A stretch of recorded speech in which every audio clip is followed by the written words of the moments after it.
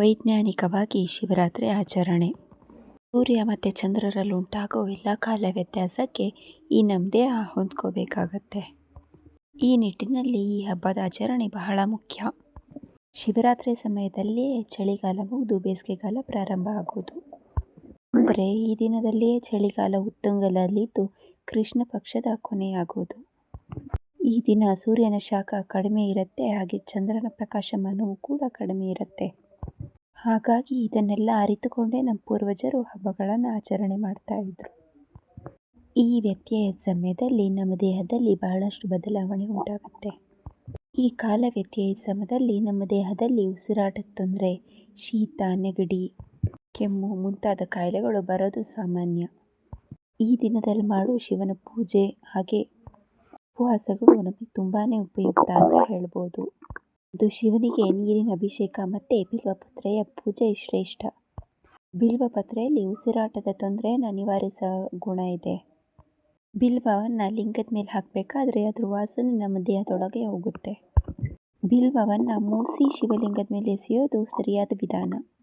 ಶಿವನ ಲಿಂಗ ಕಲ್ಲಿನದಾಗಿದ್ದು ಅದರ ಮೇಲೆ ನೀರು ಸುರಿಯೋದ್ರಿಂದ ಬಹಳಷ್ಟು ಶಕ್ತಿ ಹೊರಹೊಮ್ಮುತ್ತೆ. ಶಿವಲಿಂಗ ಮಾಡೋ ಕಲ್ಲು ಬಹಳ ವಿಶಿಷ್ಟದ್ದಾಗಿರುತ್ತೆ. ಬಿಲ್ವದ ಎಲೆ ಹೃದಯವನ್ನು ಹೋಲುತ್ತೆ ಮತ್ತು ಲಿಂಗ ಪರಮಾತ್ಮನ ಪ್ರತೀಕ. ಆದ್ದರಿಂದ ಇವೆರಡು ಜೊತೆಗೂಡಿದ್ರೆ ಆತ್ಮ ಮತ್ತು ಪರಮಾತ್ಮನ ಮಿಲನ ಆಗುತ್ತೆ. ರಾತ್ರಿ ಅನ್ನೋದು ಅಜ್ಞಾನದ ಸಂಕೇತ ಮತ್ತು ರಾತ್ರಿ ನಿದ್ರೆ ಮಾಡೋದೇ ಇರೋದು ಆ ದಿನ ಅದು ನಮ್ಮನ್ನು ತಿಳುವಳಿಕೆಯ ಕಡೆಗೆ ಕೊಂಡೊಯ್ಯುತ್ತೆ ಅನ್ನೋದು ನಂಬಿಕೆ. ಹೀಗೆ ಶಿವರಾತ್ರಿ ದಿನ ರಾತ್ರಿ ಜಾಗರಣೆ ಮಾಡೋದು ನಮ್ಮನ್ನು ಮೋಕ್ಷದ ಕಡೆ ಕರ್ಕೊಂಡು ಹೋಗುತ್ತೆ ಅಂತ ತತ್ವಗಳು ಹೇಳ್ತವೆ. ಉಪವಾಸ ಮಾಡೋದು ಅಂತಂದರೆ ದೇವರಿಗೆ ಹತ್ತಿರವಾಗೋದು ಅಥವಾ ದೇವರ ಬಗ್ಗೆ ಚಿಂತನೆ ಮಾಡೋದು ಅಂತ ಅರ್ಥ. ಈ ಸಮಯದಲ್ಲಿ ಹಸಿವಿನ ಅರಿವೆಯೇ ಆಗೋದಿಲ್ಲ. ಜಾಗರಣೆ ಅಂತಂದರೆ ಜಾಗರೂಕರಾಗಿರೋದು ಅನ್ನೋ ಅರ್ಥ ಕೊಡುತ್ತೆ.